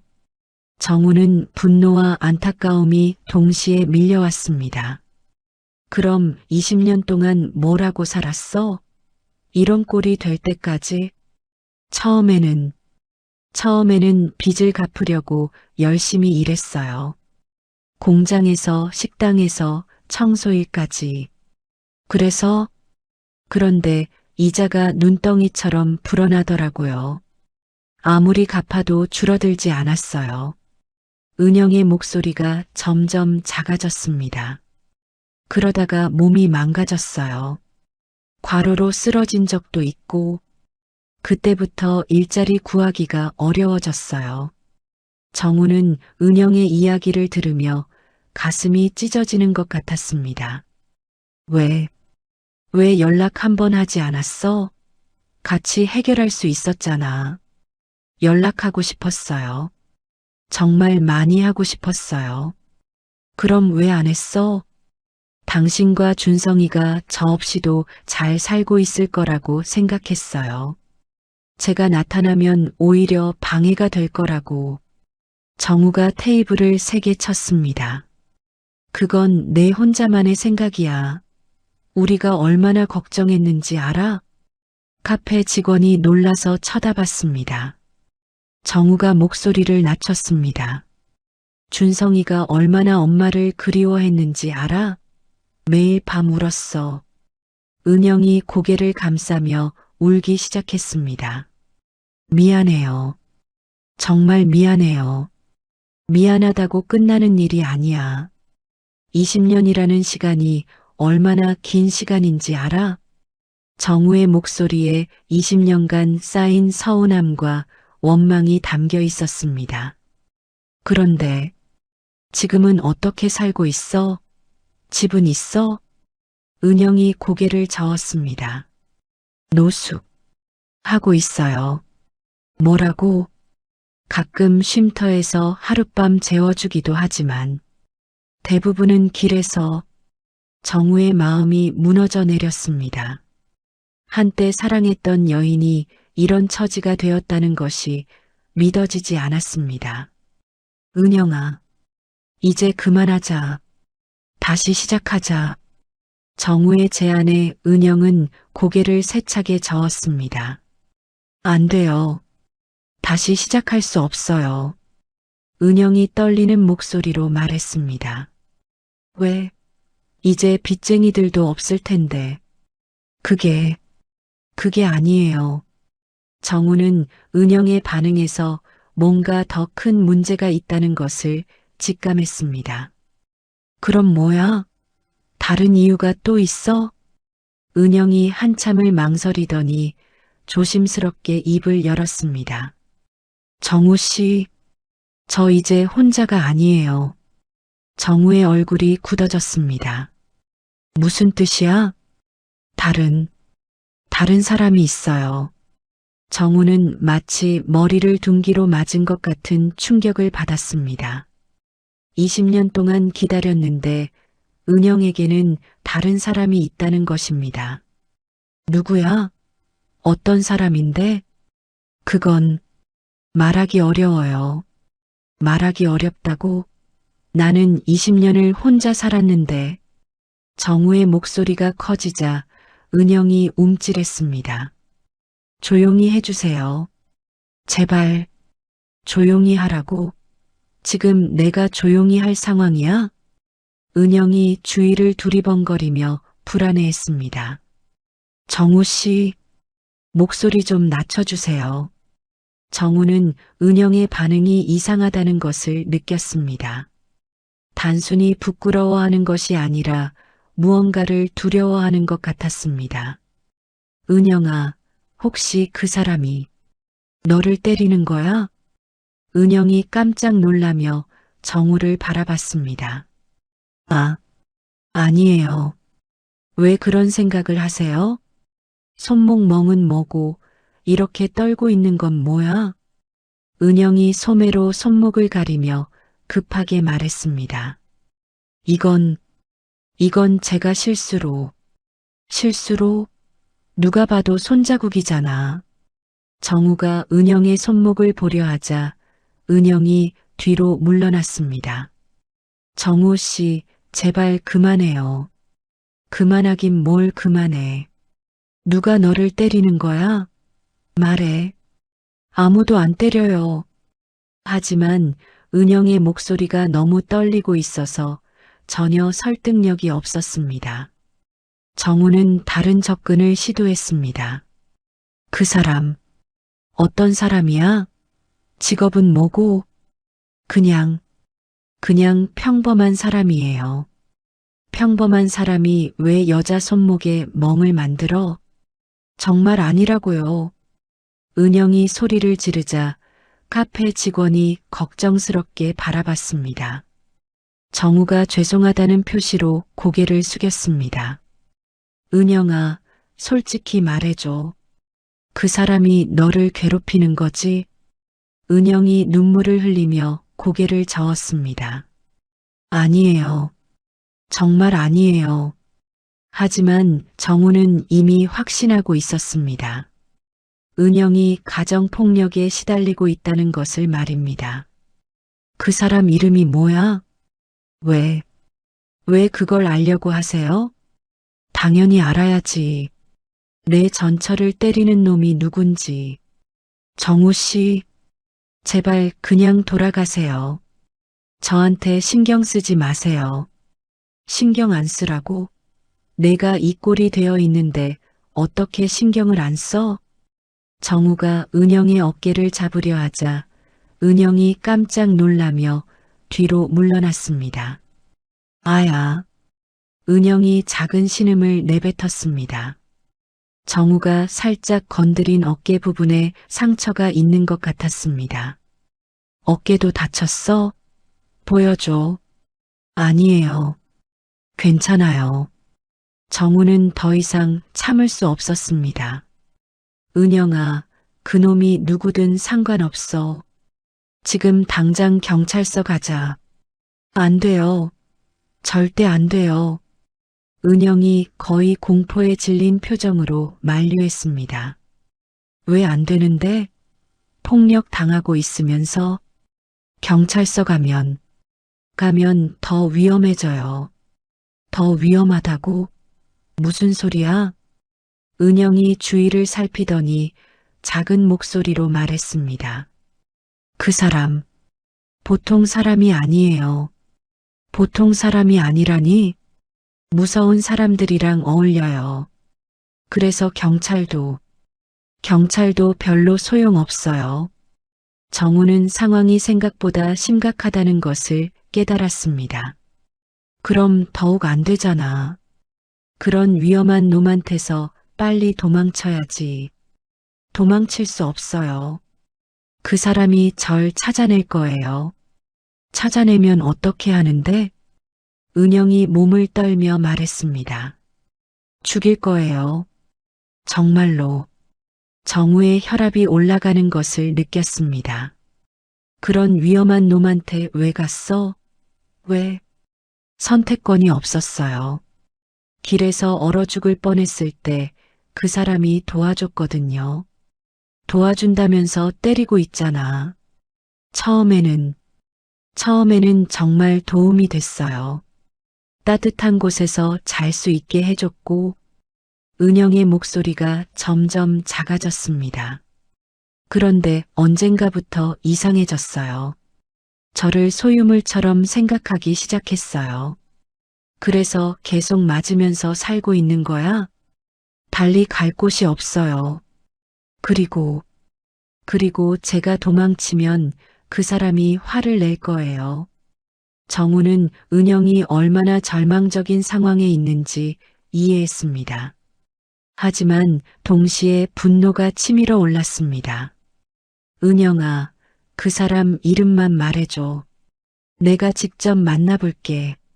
안 돼요. 절대 안 돼요. 은영이 패닉 상태에 빠진 것처럼 울기 시작했습니다. 정우 씨까지 다치면 어떡해요? 그 사람은 정말 무서운 사람이에요. 정우는 은영을 달래려 했지만 은영은 계속 떨고 있었습니다. 진정해, 은영아. 내가 뭔가 방법을 찾아볼게. 방법 없어요. 이미 너무 늦었어요. 며칠 후 정우는 은영을 다시 만나기로 약속했습니다. 은영이 머무는 쉼터 근처 공원에서 만나기로 했습니다. 정우는 은영을 그 위험한 남자로부터 구해내야 한다는 생각으로 가득했습니다. 약속 시간보다 일찍 도착한 정우는 벤치에 앉아 은영을 기다렸습니다. 그런데 멀리서 은영이 누군가와 통화하는 모습이 보였습니다. 정우는 은영이 자신을 발견하지 못하도록 나무 뒤로 몸을 숨겼습니다. 은영의 목소리가 바람에 실려 들려왔습니다. 네, 알겠어요. 은영의 목소리가 긴장되어 있었습니다. 정우는 은영이 그 위험한 남자와 통화하는 것이라고 생각했습니다. 하지만 이어지는 대화가 이상했습니다. 나도 이제 돌아가고 싶지 않아요. 은영이 말했습니다. 정우의 심장이 철렁 내려앉았습니다. 돌아가고 싶지 않다는 것은 무슨 의미일까요? 근데 그 사람이 날 알아봤어요. 정우는 귀를 기울여 들었습니다. 그 사람이라는 것은 자신을 가리키는 것 같았습니다. 전화 너머 상대방이 뭔가 말하자 은영이 답했습니다. 20년 전 남편이에요. 갑자기 나타나서 정우의 가슴이 쿵 내려앉았습니다. 은영이 자신에 대해 이야기하고 있었습니다. 어떻게 해야 할지 모르겠어요. 계속 만나자고 하네요. 전화 상대가 뭔가 조언하는 것 같았습니다. 은영이 고개를 끄덕이며 들었습니다. 그래요. 그이가 아니었으면 난 진작 끝났을 거예요. 정우는 이 말을 듣고 혼란에 빠졌습니다. 은영이 말하는 그이는 누구를 가리키는 것일까요? 알아요. 그이만 믿고 살아왔으니까 나 혼자 남겨진 거죠. 은영의 목소리에서 의존성이 느껴졌습니다. 마치 그 사람 없이는 살 수 없다는 것처럼 들렸습니다. 정우는 배신감에 숨이 막혔습니다. 은영이 폭력을 당하고 있다면서도 그 남자에게 의존하고 있다는 것이 이해되지 않았습니다. 20년 동안 사라진 이유도, 지금 내 앞에 다시 나타난 것도 모두 거짓이었나? 정우가 속으로 중얼거렸습니다. 은영의 통화가 계속되었습니다. 그 사람한테 뭐라고 말해야 할까요? 계속 도와달라고 하는데. 전화 상대방이 답하자 은영이 안도의 한숨을 쉬었습니다. 고마워요. 당신이 아니었으면 정말 어떻게 됐을지 몰라요. 정우는 더 이상 듣고 있을 수 없어서 나무 뒤에서 나왔습니다. 은영이 정우를 발견하고 급하게 전화를 끊었습니다. 정우 씨, 언제 오셨어요? 방금 왔어. 누구랑 통화했어? 정우가 차가운 목소리로 물었습니다. 그냥 친구요. 친구? 무슨 친구? 은영이 당황하며 답했습니다. 그냥 쉼터에서 알게 된. 은영아. 정우가 은영의 눈을 똑바로 바라봤습니다. 네. 솔직히 말해줘. 너 지금 나를 속이고 있는 거 아니야? 은영의 얼굴이 창백해졌습니다. 무슨 소리예요? 통화하는 거 다 들었어. 은영이 뒤로 물러났습니다. 뭘 들었다는 거예요? 나에 대해서 이야기하는 거, 그리고 어떤 남자에 대해서도. 은영이 급하게 변명했습니다. 그건 오해예요. 오해? 뭐가 오해야? 정우의 목소리가 점점 커졌습니다. 너 혹시 나를 이용하려는 거 아니야? 이용이라니요? 돈 달라고 할 생각이었지? 불쌍한 척해서. 은영이 눈물을 흘리며 고개를 저었습니다. 아니에요. 정말 아니에요. 그럼 뭐야? 아까 통화에서 그이가 아니었으면 끝났을 거라는 말은 뭔 뜻이야? 은영이 말문이 막혔습니다. 그 남자가 정말 존재하는 거야? 아니면 나를 속이기 위한 거짓말이야? 정우 씨, 제발 뭐, 계속 속이겠다는 거야? 정우의 마음속에서 20년간 쌓였던 분노가 폭발했습니다. 20년 동안 너 때문에 얼마나 힘들었는지 알아? 준성이가 얼마나 상처받았는지 알아? 알아요. 미안해요. 미안하다고 끝날 일이 아니야. 그런데 지금 와서 또 거짓말을 해? 은영이 울면서 말했습니다. 거짓말 아니에요. 정말로 위험한 사람이 있어요. 그럼 왜 아까는 돌아가고 싶지 않다고 했어? 은영이 할 말을 잃었습니다. 대답해봐. 왜 그런 말을 했는지. 그건 정우는 은영이 무언가를 숨기고 있다는 확신이 들었습니다. 은영아, 마지막으로 묻는다. 진실이 뭐야? 은영이 고개를 푹 숙이며 작은 목소리로 말했습니다. 정우 씨, 정말 알고 싶어요? 당연하지. 알게 되면 정말 화내실 거예요. 화를 내든 뭘 하든 진실을 알고 싶어. 은영이 깊은 숨을 쉬더니 떨리는 목소리로 말하기 시작했습니다. 그 사람, 제가 사랑하는 사람이에요. 정우는 마치 머리를 망치로 맞은 것 같은 충격을 받았습니다. 뭐라고? 20년 동안 그 사람과 함께 살았어요. 그럼 폭력이니 뭐니 한 건 다 거짓말이야? 아니에요. 그것도 진짜예요. 하지만 저는 그 사람을 떠날 수 없어요. 정우의 마음속 마지막 희망이 무너져 내렸습니다. 정우는 은영의 말을 듣고 한동안 아무 말도 할 수 없었습니다. 20년간 품어왔던 그리움과 걱정이 한순간에 무너져 내렸습니다. 사랑한다고? 정우의 목소리가 떨렸습니다. 정우 씨, 제발 이해해 주세요. 이해? 뭘 이해하라는 거야? 정우가 벤치에서 일어나 은영을 내려다봤습니다. 분노와 배신감이 뒤섞인 표정이었습니다. 그럼 나한테 도움을 요청한 건 뭐야? 동정이라도 받으려고? 아니에요. 정말 그런 게 아니에요. 은영이 눈물을 흘리며 고개를 저었습니다. 그럼 뭐야? 설명해봐. 정우의 목소리가 공원에 울렸습니다. 지나가던 사람들이 쳐다봤지만 정우는 신경 쓰지 않았습니다. 은영이 주저하더니 떨리는 목소리로 말하기 시작했습니다. 정우 씨, 사실은 그 남자 이야기도 거짓말이에요. 뭐? 정우는 더욱 혼란에 빠졌습니다. 그럼 대체 뭐가 진짜야? 정우 씨가 미안해할까봐 거짓말했어요. 저 때문에 고생했고 저 때문에 준성이가 아버지를 원망했으니까. 은영이 고개를 숙이며 계속 말했습니다. 그 사람, 실제로는 저를 구해준 적도 없고 도와준 적도 없어요. 정우는 점점 더 이해할 수 없었습니다. 그럼 누구야?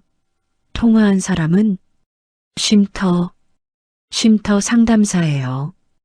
은영이 작은 목소리로 인정했습니다. 상담사? 네. 제가 정우 씨 만난 이야기를 했더니 어떻게 해야 할지 조언해 달라고 했어요. 정우는 사태를 파악하려고 노력했습니다. 그럼 위험한 남자도 폭력도 모두 거짓말이야? 아니에요. 폭력은 진짜였어요. 그럼 누가 때린 거야? 은영이 한참을 망설이더니 더욱 작은 목소리로 말했습니다. 여러 사람들이요. 여러 사람들. 길에서 살다 보면 위험한 일들이 많이 일어나요. 정우는 은영이 얼마나 처참한 20년을 보냈는지 조금씩 이해하기 시작했습니다. 은영아, 그럼 처음부터 차근차근 설명해줘. 진짜 이야기를. 은영이 깊은 숨을 쉬더니 입을 열었습니다. 20년 전에 떠난 이유는 정말로 빚 때문이었어요. 그것은 거짓말이 아니에요. 정우가 은영 옆에 다시 앉았습니다. 계속해. 처음 몇 년은 정말 열심히 일했어요. 빚을 갚기 위해서. 그런데 생각처럼 쉽지 않았어요. 은영의 목소리에 20년의 고생이 묻어났습니다. 그러다가 몸이 망가졌고 일자리를 구하기도 어려워졌어요. 왜 연락하지 않았어? 처음에는 빚을 다 갚고 돌아가려고 했어요. 그런데 시간이 갈수록 더 힘들어졌어요. 이런 모습으로는 돌아갈 수 없다고 생각했어요. 정우는 은영의 마음을 이해할 수 있었습니다. 그래도 연락 한번 할 수는 있었잖아. 정우 씨, 사실 몇 번이나 돌아가려고 했어요. 정말? 네. 정우 씨가 저를 찾는다는 얘기를 들었거든요. 정우의 가슴이 뛰었습니다. 어떻게 알았어? 동네 사람들 통해서 간접적으로 들었어요. 그럼 왜 안 왔어? 은영이 눈물을 훔치며 말했습니다. 그때마다 제 꼴을 보여줄 자신이 없었어요. 정우는 은영의 심정을 이해했습니다. 자존심과 부끄러움 때문에 돌아올 수 없었던 것입니다. 그럼 지금은? 왜 지금 나타난 거야? 더 이상 견딜 수 없었어요. 정말로 죽을 것 같았어요. 은영이 소매를 걷어올려 팔뚝을 보여줬습니다. 여러 개의 상처와 멍이 있었습니다. 이것들 모두 길에서 당한 거예요. 정우의 마음이 아팠습니다. 바보야. 왜 이런 고생을 혼자 했어? 미안해요. 정말 미안해요. 은영이 울면서 말했습니다. 당신과 준성이가 저 없이도 잘 살고 있을 거라고 생각했어요. 제가 나타나면 오히려 방해가 될 거라고. 그건 내 혼자만의 생각이야. 정우가 은영의 어깨에 손을 올렸습니다. 우리가 얼마나 걱정했는지 알아? 알아요. 이제는 알아요. 그럼 이제 어떻게 할 거야? 은영이 정우를 바라봤습니다. 정우 씨, 저 다시 받아주실 건가요? 정우는 한참을 고민했습니다. 20년이라는 시간은 너무 길었습니다. 쉽게 결정할 수 있는 문제가 아니야. 시간이 필요해. 네, 당연하죠. 하지만 일단은 따뜻한 곳에서 쉴 수 있도록 도와줄게.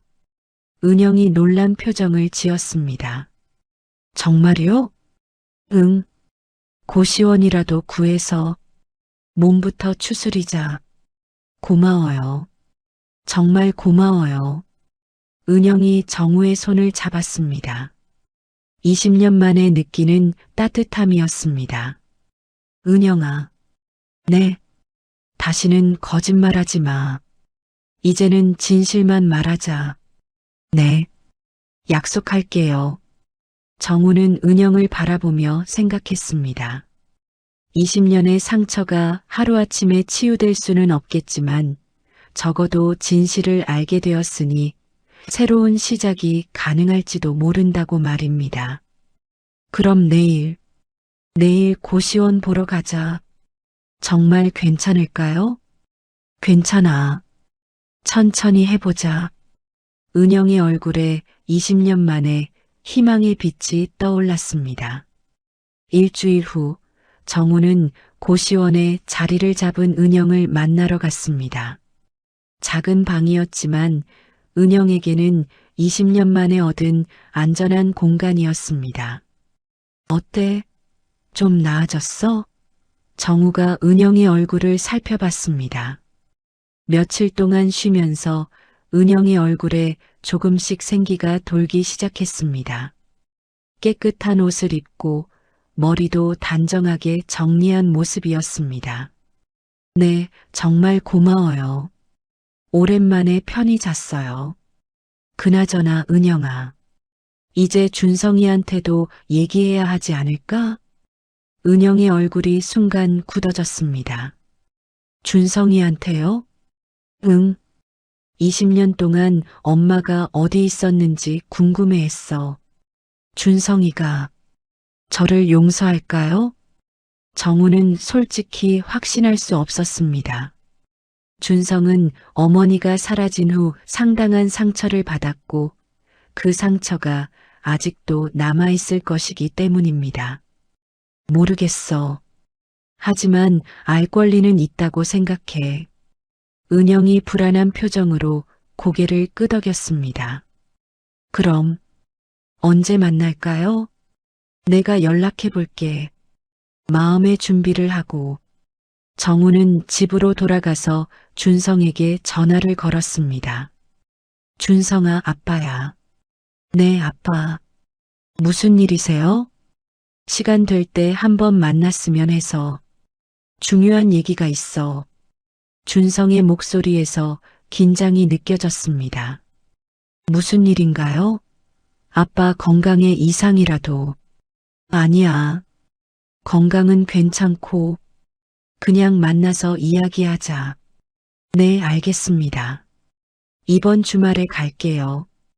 토요일 오후 준성이 철물점을 찾아왔습니다. 32의 나이가 된 준성은 정우를 많이 닮아 있었습니다. 아빠, 무슨 중요한 얘기가 있으신가요? 정우는 어떻게 시작해야 할지 고민했습니다. 20년간 숨겨온 진실을 말하는 것이 쉽지 않았습니다. 준성아, 혹시 엄마에 대해서 아직도 궁금해하니? 준성의 표정이 굳어졌습니다. 왜 갑자기 엄마 얘기를? 대답해줘. 궁금하지? 준성이 잠시 망설이더니 고개를 끄덕였습니다. 솔직히 아직도 궁금해요. 왜 그렇게 갑자기 사라졌는지. 그럼 만나볼래? 네. 무슨 소리예요? 정우가 심호흡을 하고 말했습니다. 엄마, 찾았어. 준성의 얼굴이 창백해졌습니다. 찾았다고요? 어디서? 우연히. 며칠 전에 만났어. 준성이 의자에 털썩 앉았습니다. 그럼 엄마가 살아계신다는 거예요? 응. 20년 동안. 20년 동안 어디 계셨던 거예요? 정우는 은영의 이야기를 준성에게 차근차근 들려줬습니다.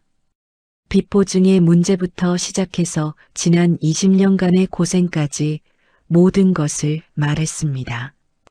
준성은 이야기를 들으며 여러 가지 감정을 겪었습니다. 분노, 안타까움, 그리고 안도감까지. 그럼 엄마가 우리를 버린 게 아니라 지키려고 했던 거였다는 말이에요?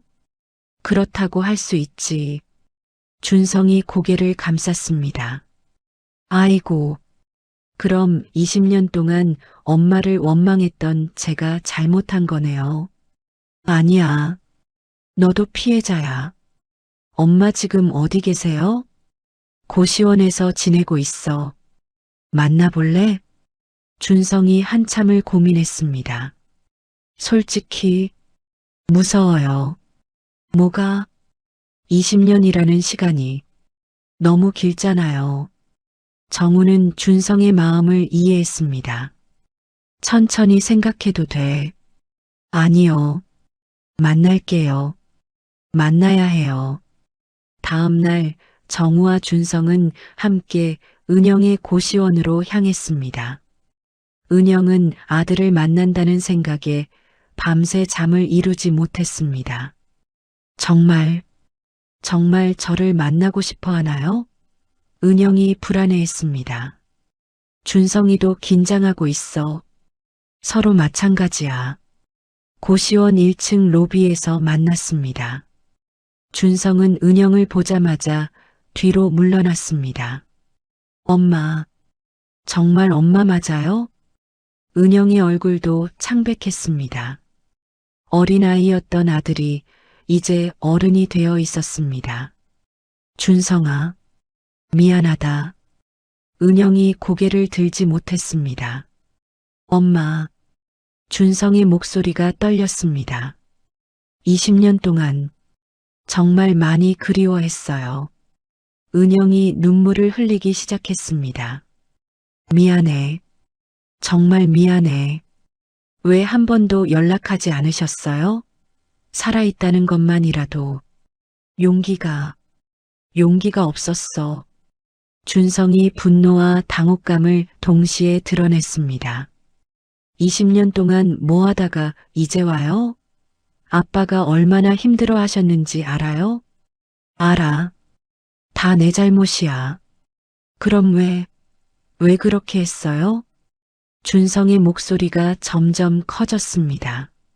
로비에 있던 사람들이 쳐다봤습니다. 정우가 준성을 진정시켰습니다. 준성아, 진정해. 엄마도 나름의 이유가 있었어. 이유가 있다고 해서 가족을 버려도 되는 건가요? 은영이 준성의 앞에 무릎을 꿇었습니다. 준성아, 엄마가 잘못했어. 용서해달라고 할 자격도 없지만 준성이 당황해서 은영을 일으켜 세웠습니다. 일어나세요, 엄마. 이러시면 안 되잖아요. 준성아, 엄마 정말 미안해. 준성의 눈에도 눈물이 맺혔습니다. 엄마, 그래도 살아계셔서 다행이에요.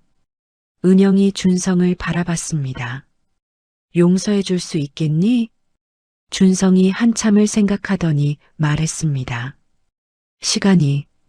시간이 좀 필요할 것 같아요. 당연하지. 천천히 해도 돼. 정우가 두 사람 사이에서 중재했습니다. 그래도 이제 다시 만날 수 있잖아. 준성이 고개를 끄덕였습니다. 네. 천천히. 가족이 되어보죠. 2달이 지났습니다. 정우는 은영을 작은 고시원에서 더 나은 원룸으로 이사시켜 주었습니다. 준성도 일주일에 한 번씩은 어머니를 찾아가며 조금씩 관계를 회복해 가고 있었습니다. 엄마, 오늘 컨디션은 어때요? 준성이 은영의 새 집을 방문했습니다. 많이 좋아졌어. 준성이가 자주 와줘서 고마워. 은영은 상담센터에서 제공하는 치료 프로그램에 참여하며 몸과 마음을 차근차근 회복해 가고 있었습니다. 20년간 거칠었던 얼굴에 조금씩 생기가 돌기 시작했습니다. 아빠는 어떠세요? 요즘 많이 바쁘시던데. 아빠는 아직 조금 어색해 하시는 것 같아. 당연하죠. 20년이라는 시간이 하루아침에 지워지겠어요? 준성도 처음에는 어머니에 대한 복잡한 감정을 정리하기 어려웠습니다. 하지만 상담을 받으면서 점차 이해하게 되었습니다. 엄마, 제가 하나 제안이 있는데요. 뭐야? 다음 주에 아빠 생신이잖아요. 셋이서 조촐하게 식사라도 해요. 은영의 얼굴이 밝아졌습니다. 정말 아빠가 괜찮다고 하실까? 제가 말씀드려 볼게요. 그날 저녁 준성은 철물점을 찾아가 정우에게 제안했습니다. 아빠 다음 주 생신에 엄마랑 같이 식사해요. 정우는 잠시 망설였습니다. 아직 좀 어색해. 그래도 한번 시도해 보세요. 엄마도 많이 좋아졌어요. 그래, 많이 좋아졌어? 네. 예전 엄마 모습이 많이 돌아왔어요. 정우는 고민하다가 고개를 끄덕였습니다. 그럼 해보자. 생일 당일 세 사람은 조용한 한정식 집에서 만났습니다. 처음에는 서로 어색해했지만 시간이 지나면서 조금씩 대화가 늘어났습니다. 정우 씨 생일 축하해요. 은영이 조심스럽게 인사했습니다. 고마워. 준성이가 케이크도 준비했다던데? 아, 맞다. 준성이 가져온 작은 케이크를 꺼냈습니다. 아빠, 소원 빌어요. 정우는 촛불을 바라보며 조용히 소원을 빌었습니다. 우리 가족이 다시 평화롭게 지낼 수 있게 해달라는 소원이었습니다.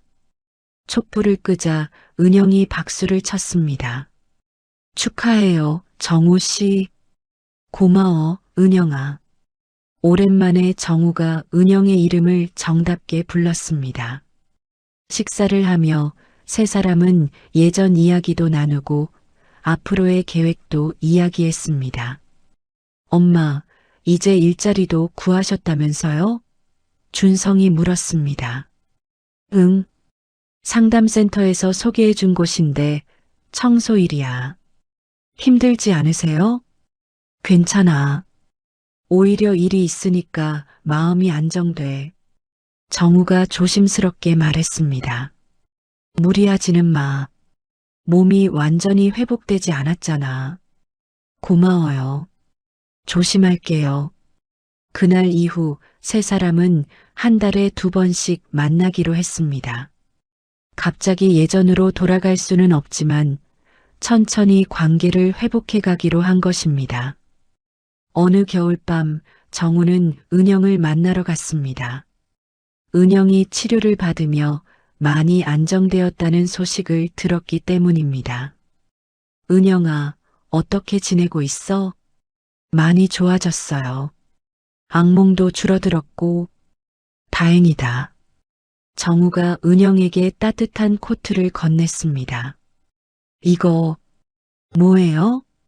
겨울이 깊어지고 있으니까 감기 걸리지 마. 정우 씨, 고마워요. 은영이 코트를 받으며 눈물을 흘렸습니다. 이제 길에서 떨 일은 없을 거야. 네, 정말 고마워요. 은영이 조용히 고개를 숙였습니다. 정우 씨, 저 한 가지만 물어봐도 될까요? 뭐든 물어봐. 혹시 저를 다시 받아주실 생각은 없으세요? 정우는 한참을 생각했습니다. 20년이라는 시간의 무게가 여전히 컸습니다. 은영아, 솔직히 말하면 아직 확신이 서지 않아. 네, 당연하죠. 하지만 완전히 불가능한 건 아니야. 시간을 두고 천천히 생각해 보자. 은영의 얼굴에 희망의 빛이 떠올랐습니다.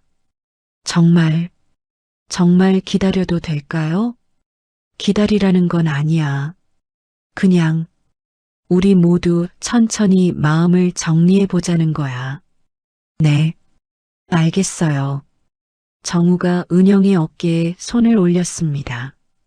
은영아, 네, 2번 다시 같은 잘못은 하지 마. 무슨 일이 있어도 혼자 견디려 하지 말고. 네, 약속할게요. 정우는 담담하게 말했습니다. 우리 모두 잘못이 있었어. 이제는 서로를 지키자. 네. 서로 지켜요. 그날 밤 20년 전 얼어붙었던 가족의 시간이 비로소 천천히 움직이기 시작했습니다. 몇 개월 후 정우의 철물점에는 작은 변화가 있었습니다.